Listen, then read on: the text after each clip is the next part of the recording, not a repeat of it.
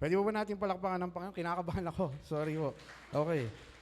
So, uh, the message that I'll be sharing today is preparation po for our next year's theme, no po, and maybe sa mga susunod po na mga Sunday po ay matakal po ito ni RH, no po.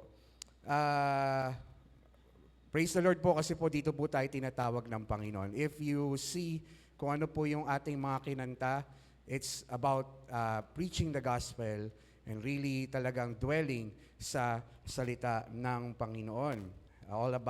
It's all about talking about Jesus Christ. Amen po? Amen. Okay. Simulan ko po ito sinimulan ko po siya sa isang kanta. Ang isang kanta ay nagiging maganda depende sa gumawa nito. Tama po ba? Hindi po yun nakadepende sa nakakarinig, pero nakadepende yon sa gumawa niyon. Amen po? Pwede nating sabihin na maganda yung isang kanta sa perspektibo mo. Pero kung siya yung gumawa, maganda sa kanya yon. Amen po? Nakukuha? Okay. Maaaring ito ay may pinanggalingan. Maaaring ito ay galing sa emosyon. Maaaring galing sa karanasan. O maaaring galing sa imahinasyon. Okay po? Pwedeng ginamit sa isang pelikula o sa isang palabas. No po, yung mga kanta na ginawa. Okay. Paggawa ng lyrics, paglagay ng beat, paglagay ng harmony, at ng mga instrumento, kung gaano kabilis at kung gaano kabagal, iyan po yung magbibigay ng kulay sa isang kanta. Tama po ba? Amen po. Pero nagiging maganda ang isang kanta base pa rin sa gumawa nun. Amen po. Ibinabalik ko po kayo lagi doon po sa gumawa nung kanta. Okay. Siya ang unang masisiyahan sa kanyang ginawa. Amen po. Yung gumawa ng kanta, siya ang unang-unang masisiyahan doon kasi ginawa niya yon para sa kanyang sariling purpose at para sa kanyang sariling kagustuhan. Amen po ba?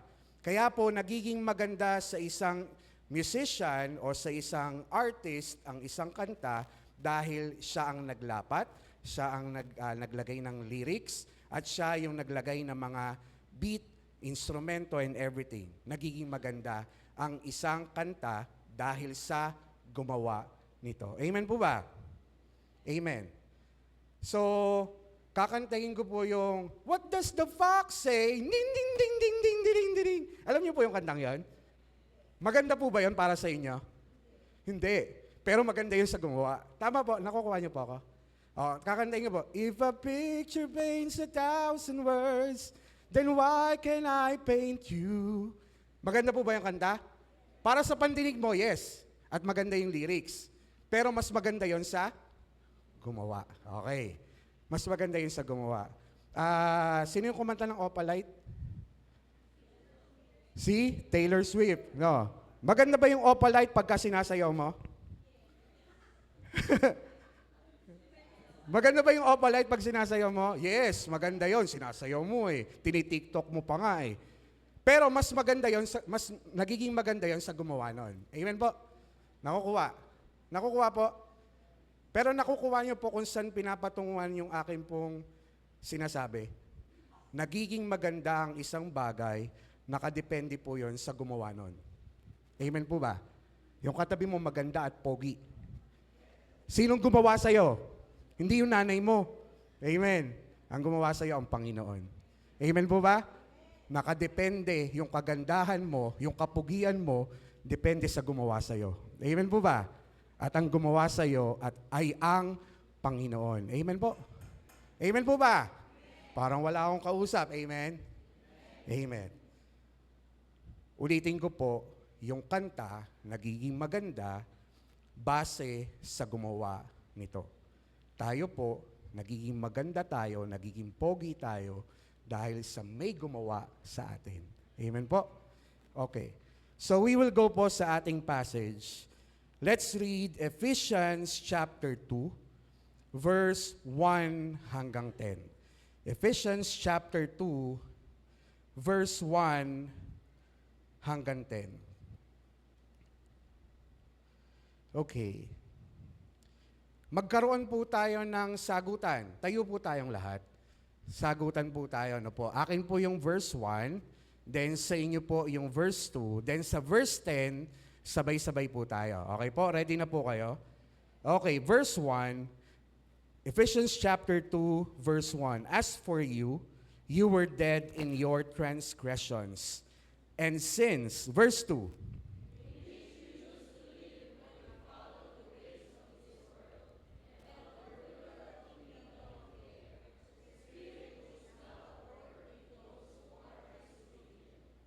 All of us also lived among them at one time, gratifying the cravings of our flesh and following its desires and thoughts.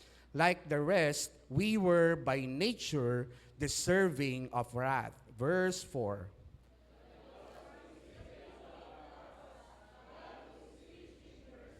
Made us alive with Christ even when we were dead in transgression. It is by grace you have been saved. Verse 6.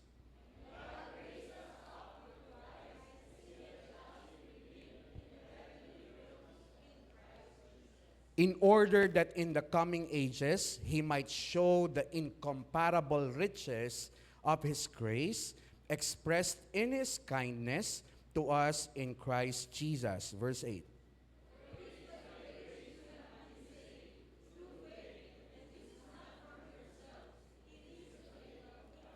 Not by works, so that no one can boast. Sabay-sabay po tayo sa verse 10. For we are God's handiwork, created in Christ Jesus to do good works, which God prepared in advance for us to do. Tayo po ay makakaupo na. Praise the Lord po sa pagbasa ng kanyang mga salita. Binilagyan ko po ito ng title, We Are God's Handiwork. Okay po, we are God's handiwork. Madali lang naman po, no, makita natin. Sabihin nga po natin, we are God's handiwork. 1, 2, 3, go. Okay, alright. Natutuwa ako, nandiyan yung aking kasama sa basketball, si Emmanuel Solema. Palakpakan naman natin ng Panginoon. Nakita ko lang eh. Nung tumayo, nakita ko bigla, pogi eh. Yan, okay, praise the Lord. Pogi ba yung nag-invite? Okay, praise the Lord. Okay. And meron po akong tanong, how can we say that we are God's handiwork, or we, the God's handiwork, are beautiful? How can we say? Paano natin masasabi that ito pong create ng Panginoon, o tayo pong lahat na pinili niya, na tayo pong lahat na create niya, ay maganda, beautiful. Sabihin nga po natin, beautiful. Beautiful. Katulad nung katabi mo ulit, beautiful yan. Amen. No, pogi yan. Ayan. Praise the Lord. Okay. How can we say that we, God's handiwork, are beautiful? Number 1, first point po natin, by knowing what we are before, not what we are, what we are before. By knowing what we are before, para to know kung ano yung kalalagayan natin dati. Okay, ano ang kalalagayan natin dati? That's in verse 1. Ano po ang kalalagayan natin? We are, sa inyo po mga Bible, kung meron po kayong mga Bible, we are ano daw po? Dead. Ano po ang dead sa Tagalog? Patay. Yung katabi mo, patayan dati. Yes, ngayon buhay na. Amen po ba? Tayo dati ay patay. We are dead because of, ano daw? Of our transgression and, ano daw po? Sin. Transgression and sin. Dahil sa ating pagsuway at dahil sa ating mga kasalanan. Okay. So, sa Tagalog po, nung unay patay kayo dahil sa inyong pagsuway at mga kasalanan. Ano daw tayo dati? Mga patay. We are dead. That's in Romans chapter 6, verse 23. Amen po ba? Ano po ang Romans 6, verse 23 sa lahat ng mga nasa evangelism? Sapagkat ang kabayaran ng kasalanan ay kamatayan. Okay. But the wages of sin is death. But the gift of God is eternal life in Christ Jesus our Lord. Dahil tayo ay makasalanan, tayo ay patay. Amen po. Dahil sa ating mga kasalanan, tayo ay patay. Amen po. Yung kalalagayan natin, we should know that we are dead before. Amen po ba? Dahil saan daw?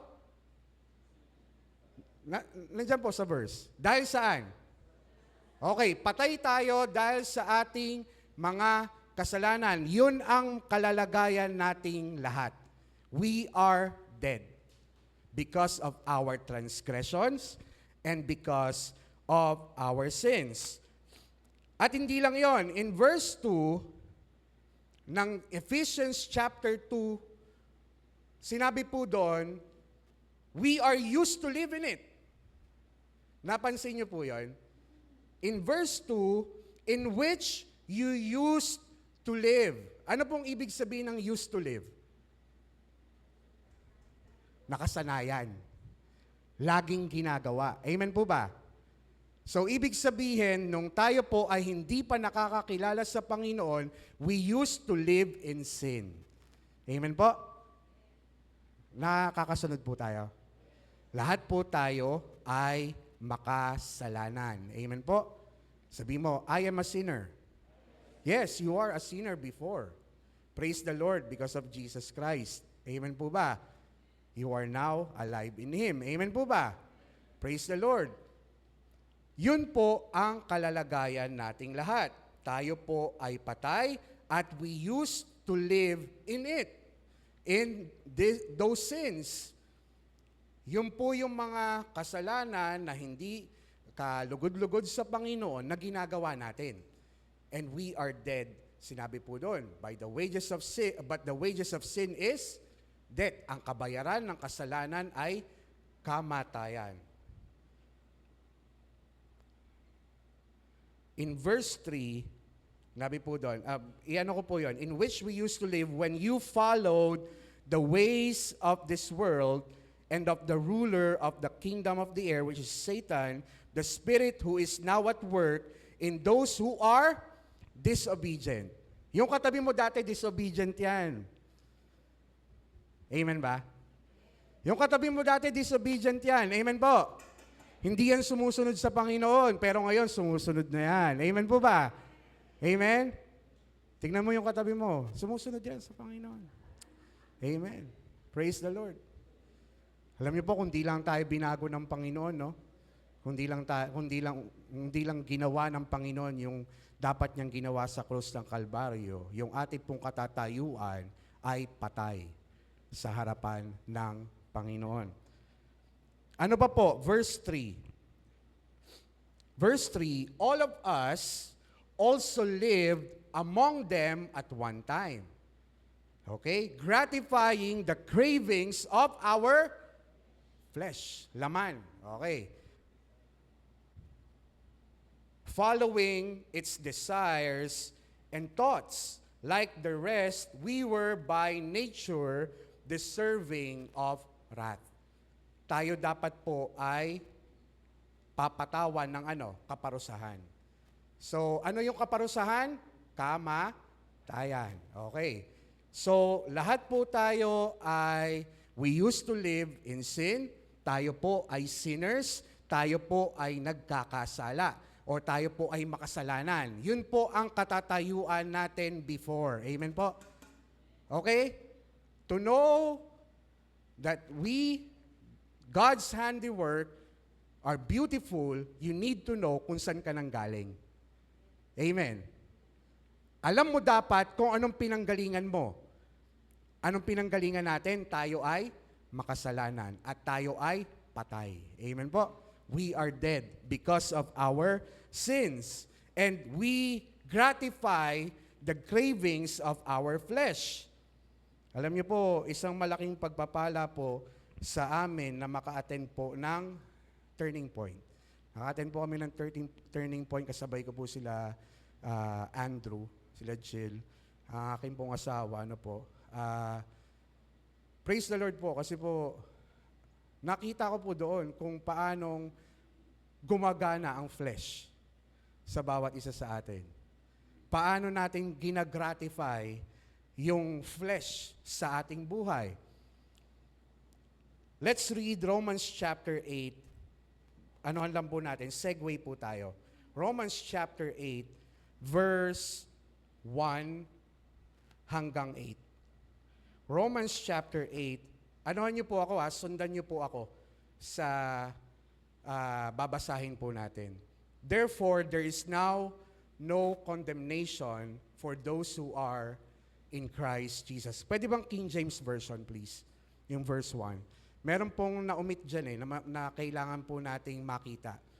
Therefore, there is now no condemnation to them who are in Christ Jesus, who walk not after the flesh, but after the Spirit. Mahalaga po yung na-omit. We should not walk in the flesh, but we should walk in the Spirit. Sa ngayon po, nasa Acts po tayo, tama? And yung prominent po na binabanggit po doon ay kapangyarihan ng banal na Espiritu. Kaya nga po tayo po ay merong banal na Espiritu. Lahat po tayo ay kinasihan ng banal na Espiritu. Amen po? The Holy Spirit indwells in you. Amen po? Nung tinanggap mo si Jesus Christ bilang Lord and Savior, the Holy Spirit indwells in you. Siya yung gumagabay sa iyo, siya yung nagtuturo sa iyo, at siya na yung kasakasama natin each and every day. Amen po ba? Naniniwala po tayo doon. Now, nabi po dyan sa Romans chapter 8, yan, but after the Spirit. Balik tayo sa NIV, verse 2. Because through Jesus Christ, the law of the Spirit who gives life has set you free. Pinalaya ka na ng Panginoon. Sabi mo sa atin mo, malaya ka na. Malaya ka na. Okay. From the law of sin and death. Malaya na tayo saan? Saan daw? Batas at kasalanan. Or kamatayan. Amen po ba?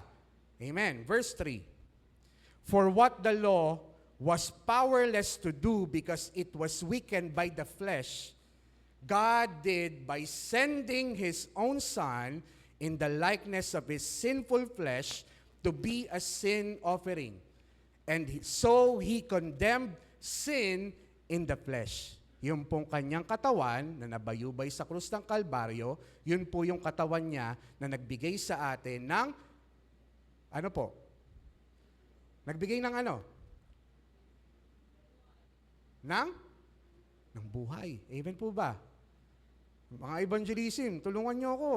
Kasi ito yung sinasabi natin eh. Amen po ba? Kung sinong unang sasagot, yung mga nasa evangelism team, amen po. Saan daw? Yung po kanyang katawan, naging offering, no po, para po sa ating mga kasalanan. Amen po ba?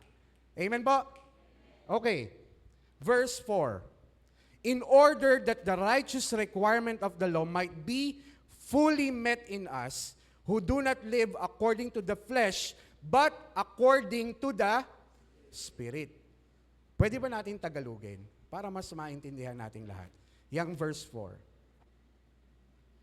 Ginawa ito ng Diyos para ang ipinapatupad ng kautusan ay matupad nating mga namumuhay sa patnubay ng banal na Espiritu at hindi ayon sa ating makasalanang pagkatao. Next verse. Verse 5. Tagalog na lang. Tagalog. Lahat Tagalog na. Sapagkat ang mga ayon sa laman ay nangangasitalima. ASND na lang yan. Sapagkat ang mga taong namumuhay ayon sa kanilang makasalanang pagkatao ay walang ibang iniisip kundi ang nais ng kanilang pagkatao. Totoo po ba o hindi? Yes. Kung meron tayong iisipin, isipin natin ang sarili natin. Tama po ba? Kung meron tayong iisipin bukas, ano yung kakainin mo, ano yung ibibigay mo sa iyong mga anak, ano yung gagawin mo para sa kinabukasan. Tama po ba? It's all flesh. Pero ang tao namang namumuhay ayon sa banal na Espiritu ay walang ibang inisip kundi ang nais ng banal na Espiritu. That's why we need the Word of God para turuan tayo kung ano yung dapat nating gawin araw-araw. Do you read the Word of God? Amen. I pray na bawat isa sa atin ay bigyan ng oras na basahin ang salita ng Diyos. Verse 6, ang kahihinatnan ng pagsunod sa nais ng makasalanang pagkatao ay, ano daw? Ano daw? Kamatayan. Nagkakatugma po ba yung sinasabi natin doon sa Ephesians? Yes, nagkakatugma yan. Pero ang kahihinatnan ng pagsunod sa nais ng banal na Espiritu ay kapayapaan at buhay na walang hanggan. Praise the Lord. Palakpakan natin ang Panginoon. Kung sumusunod tayo sa banal na Espiritu. Verse 7, malapit na po. Kalaban ng Diyos ang sino mang sumusunod sa nais ng makasalanan niyang pagkatao, sinful nature. Dahil ayaw niyang sumunod sa kautusan ng Diyos at talagang hindi niya magagawang sumunod. Disobedient. Amen po ba? Hindi nagagawang sumunod. Because yung kagustuhan niya ang nasusunod, yung flesh. Lahat ng kagustuhan natin lamang ang nasusunod, hindi ang kagustuhan ng Diyos. Nakukuha po? Verse 8, kaya ang mga taong nabubuhay ayon sa kanilang makasalanang pagkatao ay hindi maaaring kalugdan ng Diyos. Nakukuha po? That's who we are before. Yun po ang ating kalalagayan. Kung hindi mo pa tinatanggap o hindi ka sumasampalataya sa Panginoon, hindi mo inaaring ang Panginoong Jesucristo, ang Diyos ng iyong buhay, ang gagawin mo lang yung pangsarili mo. Amen po ba? Amen? Gagawin mo lamang ang kagustuhan ng iyong laman. Gagawin mo lamang yung ginagawa mo araw-araw. Nagtatrabaho, nag-aaral, ano pa? Pumupunta sa eskwelahan, ano pa? Ano daw? Negosyo, no? Lahat. Yun yung araw-araw nating ginagawa. But if we are living according dun sa banal na Espiritu at sa kanyang mga salita, kahit na meron kang ginagawa, nagkakaroon ng buhay. Amen po ba? Amen po? Living in the Holy Spirit. Sumusunod sa kagustuhan ng banal na Espiritu at ng kanyang mga salita. Naintindihan po ngayon? Yun po yung pong ating katatayuan before. Kasi we should know kung sino ka dati. Alam mo dapat yung iyong katatayuan dati. Ano yung katatayuan natin? We are dead. Because of our sins at yung ating mga pagsuway, disobedience. Amen po. Patay tayo dati. At lagi tayong nagdi-disobey sa Panginoon. Kaya nga minsan, hindi ka makapunta-punta ng church kasi ang iniisip mo, nagigilty ka sa iyong mga pagkakasala. Tama ba? Nagigilty tayo sa ating mga kasalanan, kaya hindi ka makapunta-punta ng church. Kaya hindi mo mapuntahan yung iyong mga sabihin natin kaklase, kasi nahihiya kang ipangalandakan dahil nahihiya ka na sabihin na ikaw ay Christian, na ikaw ay sumusunod sa Diyos. Nagkakaroon tayo ng kahiyaan ngayon. Pero ang gusto ng Panginoon, we should live according to the Holy Spirit. Amen po? And according to the Word of God. Amen po ba? Okay. So, ano po yung number 1? We need to know who we are before. Amen po ba? Amen po? Okay. Number 2. Number 2, by knowing that we are made alive with Christ. By knowing that we are made alive in Christ. That's in verse 4 and verse 8 ng Ephesians. Nabi po doon, but because of His Ano daw? But because of His... Okay, Tagalogin natin. Para po nagkakaintindihan tayong lahat.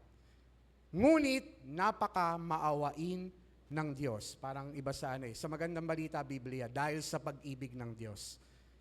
At napakadakila niyang pag-ibig sa atin, no po? Because of His love and mercy, ano daw ginawa niya in verse 5? Verse 5, it says na kahit itinuring tayong patay dahil sa mga kasalanan natin, muli niya tayong binuhay kasama ni Kristo. We are made alive with Christ. With Christ po we are made alive with Christ. Gustong-gusto ko po yun nandyan. Kasi po doon sinabi na kahit itinuring tayong patay dahil sa ating mga kasalanan, muli niya tayong binuhay kasama ni Kristo. Kaya naligtas tayo dahil lamang sa biyaya ng Diyos. Amen po ba? You are saved because of His grace. Amen po ba? Tayo pong lahat na saved because of His grace. Amen po? Mabiyaya po ba ang Diyos? Amen. Kaya yung buhay na meron ka, binigay yan ng Panginoon sa iyo. Amen po. Ngayon, kung naririnig mo itong mensaheng ito at alam mo yung iyong pinanggalingan na ikaw ay makasalanan at ikaw ay patay sa Panginoon, malalaman mo ngayon na kahit pala ganun ang kalalagayan mo, mahal ka ng Diyos. Amen po ba? Amen. Kaya nga, kung tayo mahal ng Diyos, ibinigay yung kanyang bugtong na anak para po sa atin, para tayong lahat ay mapawalang sala. Amen po ba? Amen po. Kaya tayo naligtas dahil lamang sa Sa biyaya ng Diyos. Verse 6. At dahil sa pakikipag-isa natin kay Kristo, okay, lahat ng tumanggap at lahat ng sumampalataya sa Panginoon ay nakipag-isa kay Kristo. Nakukuha po yan? Okay po. So, kung ikaw mismo, alam mo na hindi ka pa tumatanggap sa Panginoon, mamaya usap tayo. Okay ha? Mamaya usap tayo, makita mo yung iyong kalalagayan at yung ating talagang ibinigay na posisyon ng Panginoon para sa atin. Dahil sa pakikipag-isa natin kay Kristo Jesus, binuhay tayo ng Diyos mula sa mga patay kasama ni Kristo. Amen po? Para maghari tayong kasama niya sa kaharian sa langit. Wow! Galing, no? Natutuwa po ba kayo? Parang di kayo natutuwa eh. Alam niyo po, binabasa lang natin siya eh. Ikaw mismo mabibless ka na kung nakikita mo mismo yung kalalagayan mo dati sa kalalagayan mo ngayon. Amen po ba? Praise the Lord! At dahil sa pakikipag-isa natin kay Kristo Jesus, binuhay tayo ng Diyos. Mula sa mga patay kasama ni Kristo para maghari tayong kasama niya sa kaharian sa langit. Verse 7. Ginawa niya ito para maipakita niya sa lahat sa darating na panahon ang hindi mapapantayang kasaganaan ng biyaya niya at kabutihan na ibinigay niya sa atin sa pamamagitan ni Kristo Jesus. Mabuti ba ang Diyos? Mabiyaya ba ang Diyos? Verse 8. Dahil sa biyaya ng Diyos, naligtas kayo ng, ano daw? Sumampalataya kayo kay Kristo. Kaloob ito ng Diyos at hindi ito galing sa inyo. Verse 9. Hindi ito nakasalalay sa mabubuti ninyong gawa. Kahit magsimba ka, kahit na tumulong ka sa kapwa mo, kahit na ikaw ay gumagawa ng mabuti at wala kang sinasaktan tao, kung hindi ka naman sumasampalataya sa Diyos at wala kang personal na relasyon sa Kanya, ang katatayuan mo pa rin ay patay. Amen po ba? Amen. Malinaw naman po yung nakalagay, di ba po? Hindi ito nakasalalay sa mabubuti ninyong gawa. Nabi ko po sa inyo, kahit po gumawa ka ng mabuti araw-araw, kung wala ka namang relasyon sa Diyos, Nakalagay naman po, malinaw na malinaw. Hindi tayo na maliligtas dahil sa mabuting gawa. Amen? Para daw wala tayong maipagmalaki sa Diyos. Amen po? Kasi po yung kaligtasan na meron tayo, ibinigay yun ng Panginoon sa iyo sa pamamagitan ni Kristo Jesus. Amen po ba? Wala tayong may pagmamalaki. Sasabihin natin, ako nagpatanggap dyan. Lahat ng mga yan, pinatanggap ko yan. Hindi, wala tayong may pagmamayabang. Amen po ba? Amen. Amen po ba? Wala tayong may pagmamayabang sa Panginoon. Kahit na sobrang dami na pinatanggap mo sa Panginoon, no? Walang merito yun para sa atin. Merito yun para sa Diyos. Amen po ba? Hindi natin ipagmamayabang. Ang ipagmamayabang natin kung anong ginawa ng Diyos para sa atin. Amen po ba? Praise the Lord. Palakpakan po natin ang Panginoon. Amen po.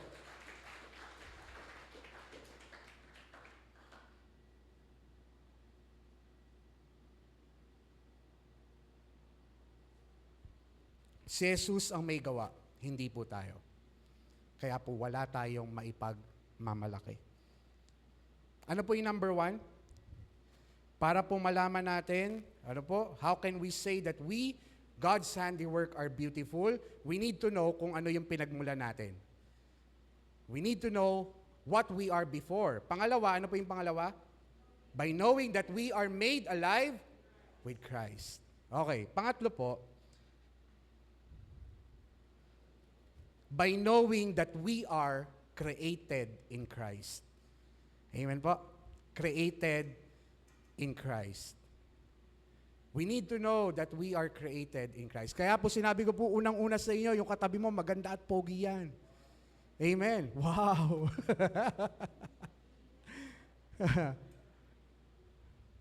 Praise the Lord, no? We are God's handiwork. Verse 10, for we are God's handiwork, created in Christ Jesus, to do good works. Amen po ba? Doon po sa una, hindi tayo naligtas dahil sa ating mabubuting gawa. Tama po? Pero po, nung ikaw ay nakakilala sa Panginoon, ikaw ay nagkaroon ng buhay na walang hanggan, nung ikaw ay pinalaya, you are now created in Christ to do good works. Amen po?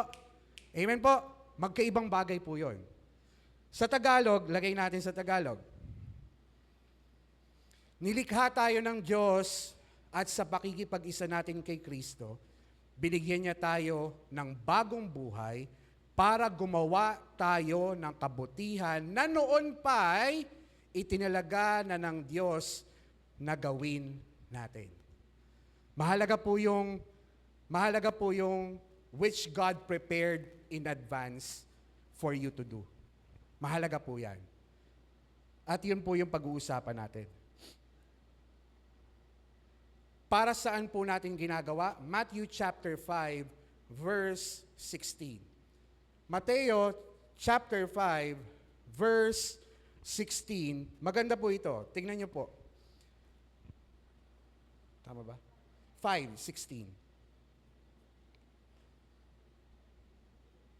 Mateo 5, verse 16.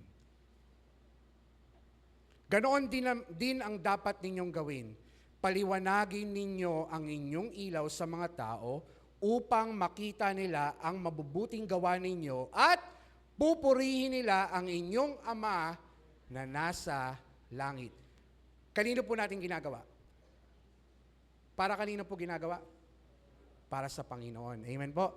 So yung ginagawa natin sa kapwa natin na mabubuti, ay ginagawa natin kanino? Directly yon para sa Lord. Amen po? Amen po ba?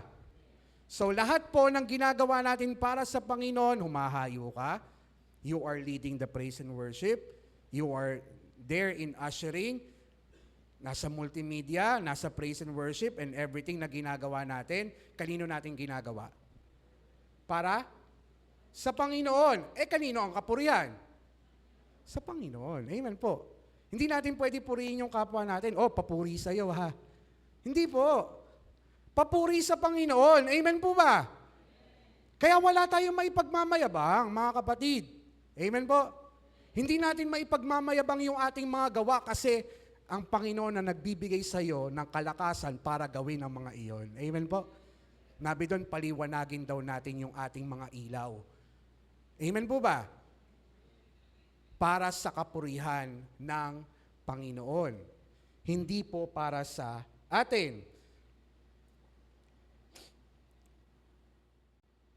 Ano po ba itong mga good work na pwede natin gawin?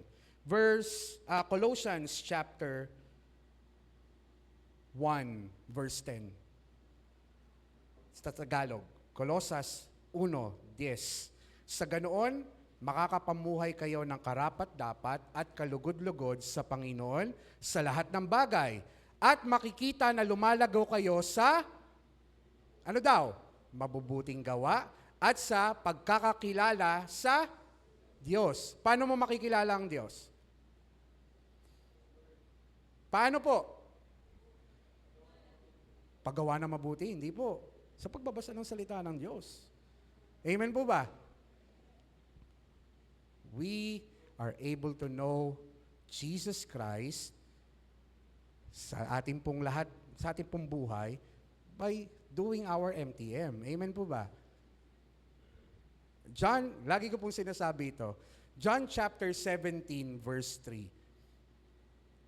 John 17 verse 3, at ito ang buhay na walang hanggan. Ano daw yung buhay na walang hanggan? Ito po, ito ang kahulugan ng buhay na walang hanggan. Ano daw yun? Ang makilala ka ng mga tao na ikaw lang ang tunay na Diyos at makilala rin nila ako na isinugo mo. Amen. Sino yun? Si Jesus Christ. Every day, we should know more about Jesus. Amen po ba? Kung pipigain po, ito pong Biblia, ang laman niyan, si Jesus Christ. Amen po? Paano natin makikilala ang Panginoon? Sa pagbabasa ng Biblia. Kaya, I want you to know na kung hindi mo binabasa ang salita ng Diyos, hindi mo makikilala ang Diyos. Makikilala mo lang siya tuwing Sunday. Amen po? Makikilala mo lang ang Panginoon tuwing Sunday. Kapag ka nagsisimba ka tuwing linggo. Pero kung gusto mo makilala ang Diyos araw-araw at kung ano ang gustong ipagawa sa iyo ng Diyos, araw-araw mong basahin ang salita ng Diyos. I want to encourage you each and every time, each and every day, basahin po natin ang word ng Lord. Amen po? Makikilala mo ang Diyos kung sino siya sa buhay mo. At yung gusto niyang ipagawa sa iyo. Amen po ba? Meron pong mga i-prepare ang Panginoon sa atin na para gawin. Tingnan niyo po ito, 2 Timothy chapter 3. Tuwang-tuwa po ako dito nung akin pong nakita. 2 Timothy chapter 3. Alam ko po, alam niyo na po ito eh. Verse 16, 17, tapos po jump tayo sa chapter 4, 1 and 2. Okay po 16, 17, chapter 4 ng 1 at saka 2. Lahat ng kasulatan ay sinulat sa pamamagitan ng kapangyarihan ng Diyos at mapakinabangan sa pagtuturo ng katotohanan, sa pagsasaway, pagtutuwid, at sa pagsasanay sa matuwid na pamumuhay. Amen po ba? All scripture is God-breathed. Amen po? To rebuke, ano pa? Sabihin natin, teaching, for teaching, rebuking, correcting, and training. Amen po? Next verse. 17. Para maging handa sa lahat ng mabubuting gawa ang naglilingkod sa Diyos. Okay, yung scripture, yung salita ng Diyos, ay kailangan natin para saan daw? Sa mabubuting gawa. Amen po ba? Amen po. Lahat po ng nasa salita ng Diyos, alam niyo po, ang salita ng Diyos nakakasakit. Masakit po yun actually. Kasi masasaktan ka sa lahat ng mga nakalagay doon. Ngayon, ikaw mismo na makakakita noon, makikita mo na kinokorek pala tayo ng Panginoon, tinuturuan pala tayo ng Diyos. Para saan daw? Sa mabubuting gawa. Na inihanda yan sa atin ng Panginoon. Amen po ba? Okay, verse 1 ng chapter 4. Inatasan kita sa presensya ng Diyos at ni Kristo Jesus na siyang hahatol sa mga buhay at mga patay at muling babalik at maghahari. Verse 2. Maging handa ka sa pangangaral ng salita ng Diyos sa anumang panahon. Ilantad mo ang mga maling aral, pagsabihan mo ang mga tao sa mga mali nilang gawain at patatagin ang pananampalataya nila sa pamamagitan ng matiyagang pagtuturo. Amen po ba? Tayo pala po dapat nagtuturuan tayo. We teach, we rebuke, we correct. Amen po ba? Amen po. Para tayo'y maging handa para sa mga mabubuting gawa. Amen po? Sometimes po, nabi ko nga po sa inyo, masakit ang salita ng Diyos. Kinokorek tayo niyan. Amen po ba? Nire-rebuke tayo niyan each and every day. Kung ikaw mismo, you are accepting yung word ng Lord each and every day, no po, at hinahayaan mo na kumilos sa iyo ang Diyos, kahit na masakit, susunod ka sa Panginoon. Amen po ba? Ulitin ko po, kahit na masakit, susunod ka sa Diyos. Amen po?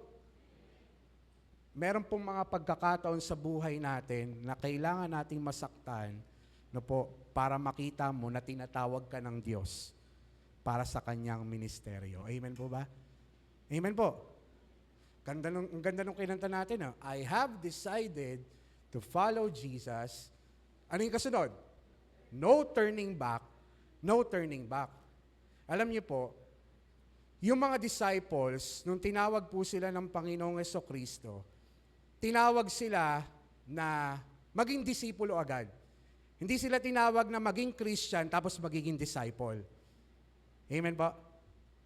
Tinawag sila na maging disipulo agad ng Panginoon. Ano ang pagiging disipulo ng Panginoon? To follow Jesus Christ. Amen po ba? Alam niyo po, nung time po nila, sobra. Hindi po katulad ngayon yung pag-uusig na sinasabi sa Biblia. Ang pag-uusig na sinasabi doon, pinapatay sila. Yung mga Kristiyano nakakakilala sa Panginoong Jesucristo. Kung sa atin po ginagawa ito, sa tingin niyo po, makakasunod ka pa rin ba sa Panginoon? They are willing to die for Christ. Amen po ba? Yung mga disipulo noon, they are willing to die for Christ. Amen. Amen po ba? Ngayon po, tatanungin po natin ang ating sarili, Lord, am I willing to die for you? Challenge po yun sa atin. Am I willing to die for you? Am I willing to sacrifice myself for you? Am I willing to sacrifice yung time ko para sa iyo? Para lang buksan ko yung salita mo? Am I willing to sacrifice everything for you? Ito po yung maganda sa atin. Makikita natin, nasa saan na ba tayo? Oo, alam mo yung pinagmulan mo. You are dead sa ating mga transgression. Amen po ba? Tayo ay, yung ating kalalagayan ay patay. But we are made alive with Christ. Binigyan tayo ng buhay na walang hanggan. Amen po ba? Ginawa kang malaya, sinave ka ng Panginoon sa lahat ng mga pagkakasala mo, lahat tayo ay pinagpala ng Panginoon. Amen po ba? Ngayon, ang tanong, am I willing to do the good works for Christ? Am I willing to die for Christ? Amen po ba? That's the question that I have for us today. Are we willing? The God's handiwork that were called beautiful, willing to die for Christ. Amen po? Am I willing? Are we willing? Are we willing to move for Christ? Are we willing to serve Christ? Are we willing to be a disciple, to follow Christ? Sabi doon, I have decided to follow Jesus, no turning back, no turning back. Kahit po yung decision mong yon galing pa rin sa Panginoon. Amen po ba? Amen? Hindi yun ang galing sa atin. Binibigay yun sa iyo ng Panginoon para ikaw ay maglingkod sa Kanya. Amen po? Alam niyo po, maganda po yung mensahe ng Panginoon sa atin. Ang tanong, are we willing? to move? Are we willing to do the good works for Christ? Since we are created, we are God's handiwork, are we willing to sacrifice something for the Lord? Amen. Tanungin mo yung katabi mo, are you willing to sacrifice something for the Lord? Yung iba, tanguan na lang eh. Are we willing to sacrifice something for the Lord? Are we willing to do the good works for the Lord? Amen po ba? Ano po yung katatayuan natin? We are dead, but we are made alive with Christ. And we are God's handiwork. At yung kanyang ginawa, what He created, tinatawag niya to do the good works, to preach the gospel, to make disciples of all nations. Amen po ba? Baptizing them in the name of the Father and of the Son and of the Holy Spirit. Amen po ba? That's the Great Commission. Amen po? Yun po yung panawagan sa iyo ng Panginoon ngayon. Actually, kapatid, kung tinatawag ka ng Panginoon, mas maganda na ibigay mo yung buhay mo sa Panginoon. Amen po? Tayo pong lahat ay manalangin. Let's pray.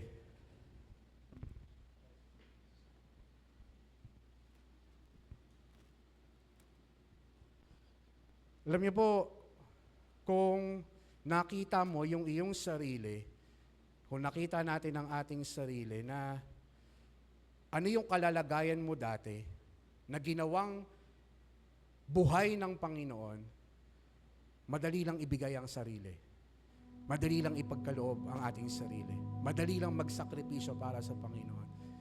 If you know what God has done in your life, what Jesus has done on the cross, na namatay siya para sa ating mga kasalanan, para sa iyo at para sa akin, napakadali na ibigay ang buhay sa Panginoon. Pwede ba tayong yumuko lahat? Mananalangin tayong lahat. We will pray. Lord, am I willing to die for you? Tanungin mo yung sarili. Lord, am I willing to die for you? Am I willing to serve you? Am I willing to give my heart to you? Am I willing to really give everything for you? Right now, siyasatin mo yung puso mo, kapatid. You can search your heart. Lord, am I willing? God's handiwork, created in Christ, willing to die, willing to serve, willing to glorify God each and every day, and willing to search kung sino ang Panginoong Jesucristo sa kanyang buhay araw-araw. You can ask the Lord right now. You can pray. Bigyan ko po kayo ng pagkakataon para manalangin. You can pray right now.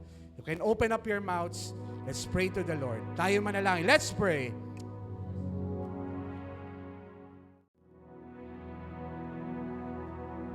Through every storm, we will sing.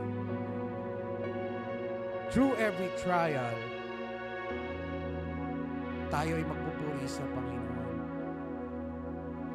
Merong mga pagkakataon, you will have issues, problems sa buhay mo, kapatid. Totoo yun, mangyayari yun. Pero yung gusto ng Panginoon, yung puso mo na gustong sumunod sa Kanya, yun yung hinahanap ng Lord, yung puso mo na susunod sa Panginoon. Kumusta ang puso mo, kapatid? Are you willing to serve Christ? Are you willing to serve Christ? Pwede mo ba tayong tumayong lahat? Awit po tayo sa Panginoon. Let's glorify the Lord. Let's just give glory sa Panginoon. Hallelujah.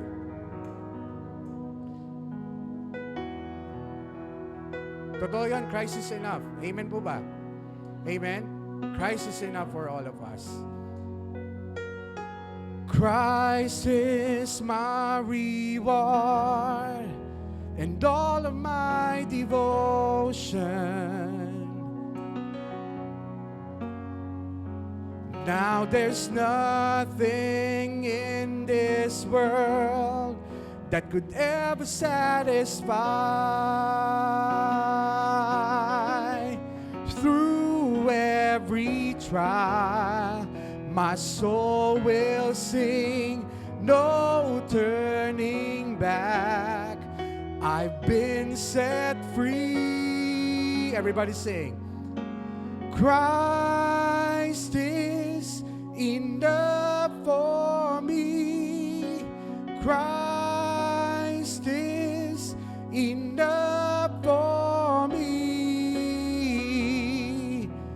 Everything I need is in you. Everything I need. Christ my all in all. Christ my all in all. The joy of my salvation. And this hope will never fail. Heaven is our home. Through every storm, my soul will sing, Jesus is here. To God be the glory. Christ is enough for me. Christ is enough for me. Everything I need is in you. Everything I need. Christ is enough. Christ is enough for me. Christ is enough for me. Everything I need is in you. Everything I need. I have decided. I have decided to follow Jesus. Amen. I have decided. Hallelujah. No turning back. I have decided. I have decided to follow Jesus. Hallelujah. Amen. No turning back, Lord. I have decided to follow Jesus. No turning back. No turning back. The cross before me, the world behind me. No turning back. Hallelujah. The cross before me, the world behind me. No turning back, no turning back, no turning back, no turning back, no turning back, no turning back, no turning back. Are you willing to serve the Lord? Are you willing to follow Christ? Are you willing to have your MTM every day? I pray na makilala mo ang Panginoong Jesucristo araw-araw. We are called to do good works. We are created in Christ to do good works. And lahat po sa mga inihanda niya pa sa atin na gagawin pa natin. Kaya lagi tayong ini-equip ng Panginoon, mga kapatid. Ini-equip tayo ng Panginoon sa Kanyang mga salita para magawa mo kung anong gustong ipagawa niya para sa iyo.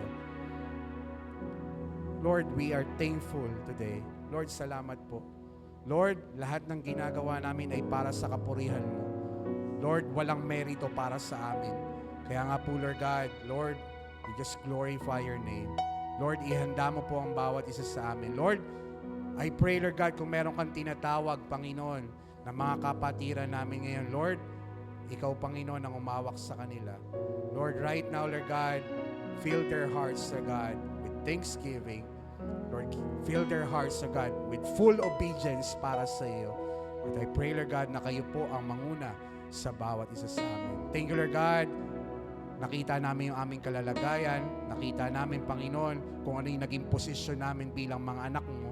Nakita rin namin, Panginoon, kung paano mo kami create para sa mabubuting gawa. Maraming salamat po.